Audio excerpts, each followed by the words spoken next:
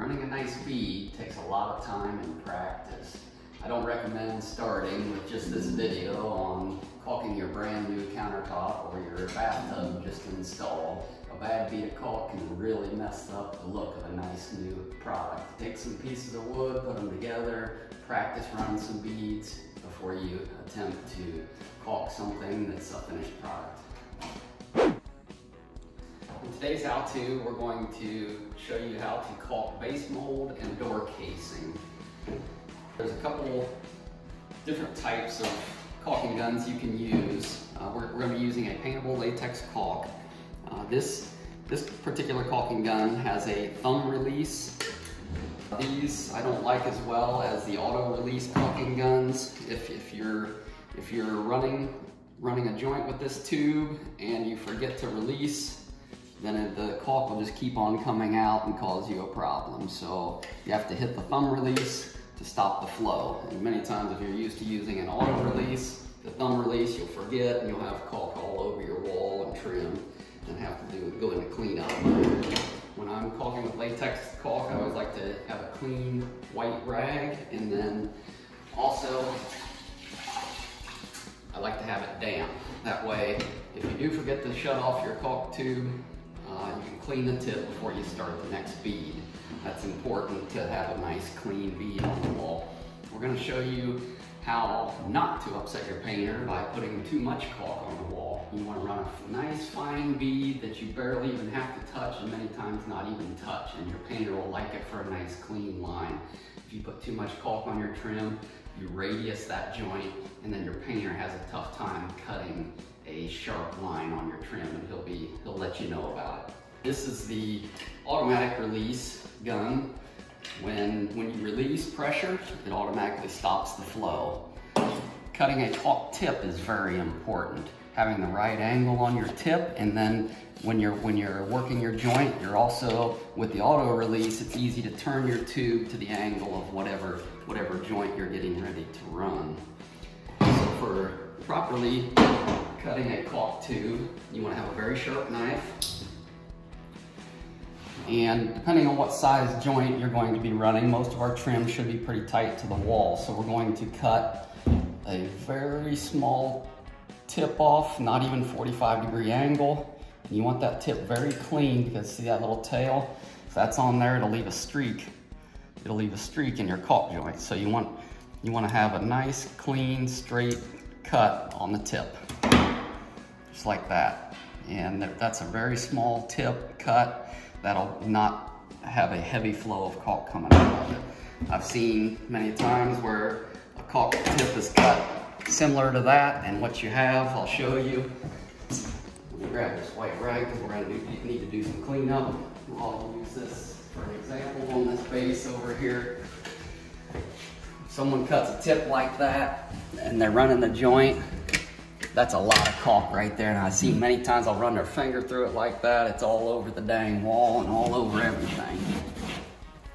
So, and also the thumb release, look at that, I forgot to hit the thumb release. Now we have a mess. So, with the tip we just cut, now I'll run just a little bit out because there might be some air in the tube. But look, auto release, nothing's still coming out. So, with a tip cut like that, you can in fact run a bead that's much cleaner. Don't even have to touch it. You don't even want to just, even at that, sometimes I'll just barely touch it just to set it just a bit, but your painter can get a nice clean line cut on that. Caulking base trim, it's all about the speed, the flow, how tight, how much pressure you're putting on it, not too much. Sometimes if your joint gets wider in areas, you have to apply a little more pressure, put a little more caulk in it. But if your trim's nice and tight, as you can see, a white trim on a black wall,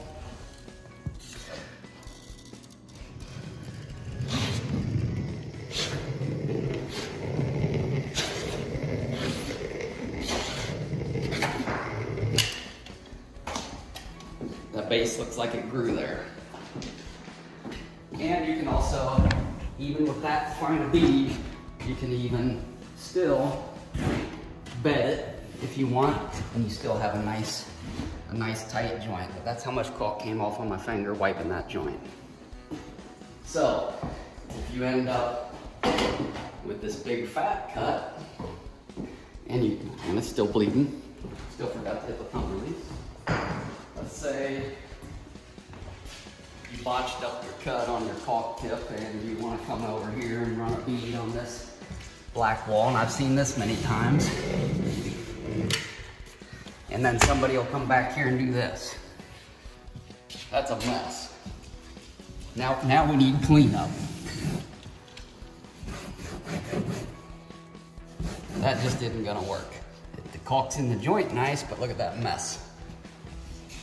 And again, I've got to hit the front release. So, very important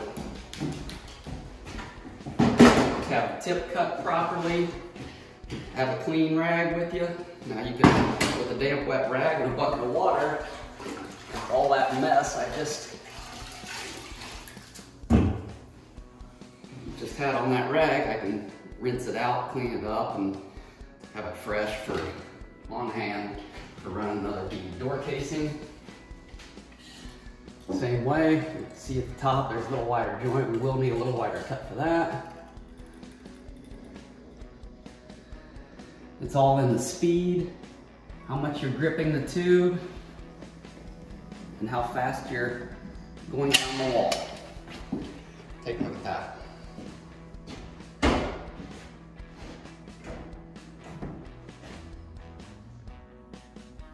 Haven't touched that joint. I could go down it and touch it and make up some little small imperfections, but that's a nice clean line for my painter. That's all we have for you today on this episode of How To. Please like and subscribe if you'd like to see future videos. I'm Donnie Clem, and we're Clem Construction Group.